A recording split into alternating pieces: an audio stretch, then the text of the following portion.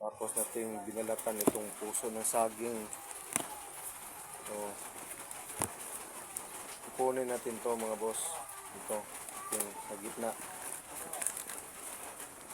Kasi ito, maraming tagok.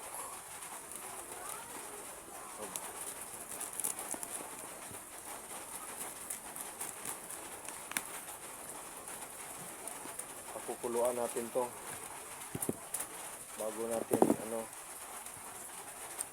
gawing napakasarap na ulam. Kaya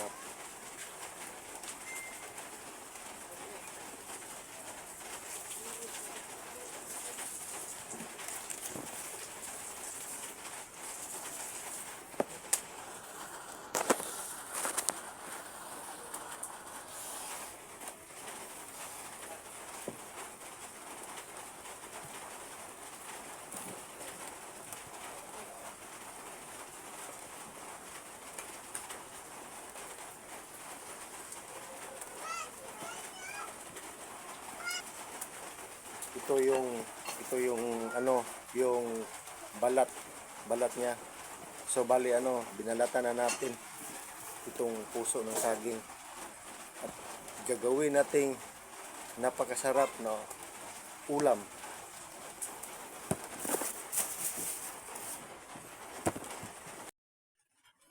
Isalang na natin. Ito na. Oh. Puso ng saging.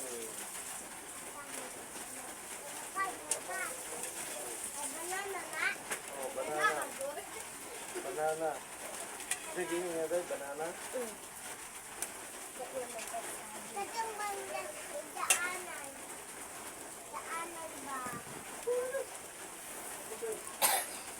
Beo, kutsara, kaliog day.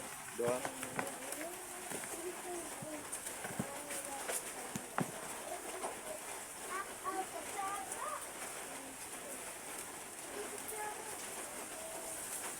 Nay.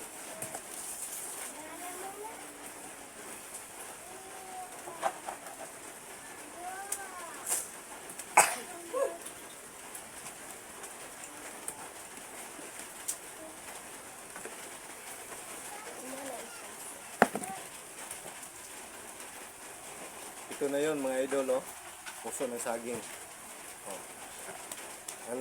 Malambot na ito. Saka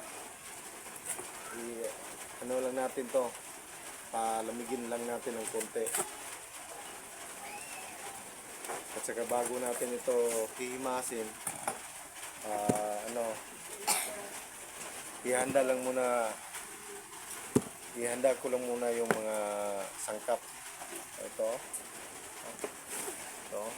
malambot. Kahit wala pang mga sangkap, pwede na rin itong kainin. Tulad nito. Ito katindi mga idol. Sarap. Sarap. Ihanda ko muna yung mga sangkap. Ito na mga idol, tingnan nyo. Ito yung luto na puso ng saging. Alam niyo mga idol, napakasarap nito. Tingnan niyo. Ang sarap.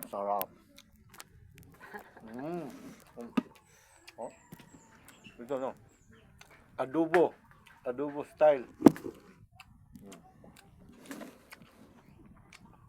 Gagataan ko sana kaso walang kaguran, walang kudkuran. Kaya inadubo ko na lang. Sarap naman. Galong ko na, bisaya mo ka.